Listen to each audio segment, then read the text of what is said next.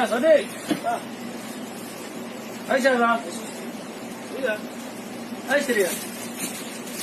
تبشر 50 هذا 42 ريال الكمبيوتر. هذا 1 ريال. شوف مكتوب 1 ريال. هذا اسمه اريال عربي معلوم. ليش يكتب كذا 1 ريال؟ انت كيف معلوم عربي؟ ممكن عنه هذا ايش؟ اوتوماتيك. هذا 1 ريال يعني اريال ما في 1 ريال. ليش هذا 1 ريال. هذا يجي 42. انت ما بيشوف لنا كمبيوتر؟ انت اول مره يشتري